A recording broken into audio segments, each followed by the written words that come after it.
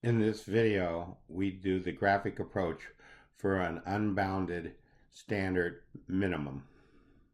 What we have shown is the technical specification for the daily diet requirements in units, with the unit being the ounce. Then we take this chart and we make up our equations. Shown is a screenshot with us solving for the intercepts and the simultaneous equations. The screenshot from our calculator symbolic view for the advanced graphing application. Notice we only have 3 of the V functions checked.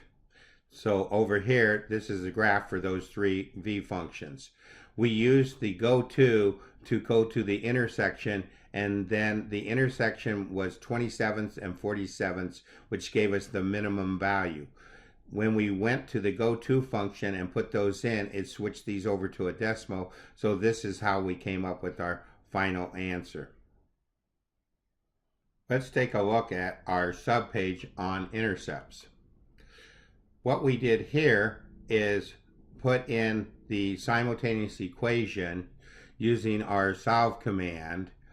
So we took these inequalities and we saved them as equalities, and since they were linear, we called them function f1, f2, and f3. Then we used the list operator to list the function and the x equals 0 to come up with the intercept. And then we took the same solve function again and came up with the x-intercept. These 2 points then turned out to be our corner points. Our last step is to find the intersection of the lines. So let's go to this subpage. In this subpage, we show the 3 possibilities. So in the first possibility, with the lines for V3 and V4 turned on in the plot, and V6, we see that it's outside the region, so there was no answer.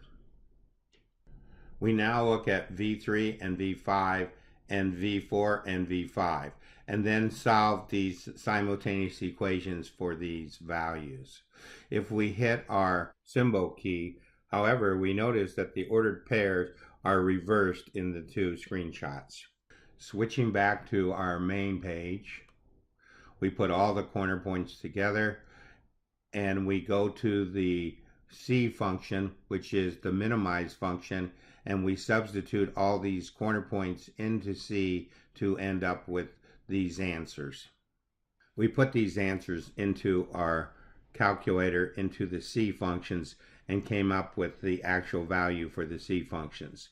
These 2 answers turned out to be improper fractions, so we went to our home key and put these in and converted them over to decimals.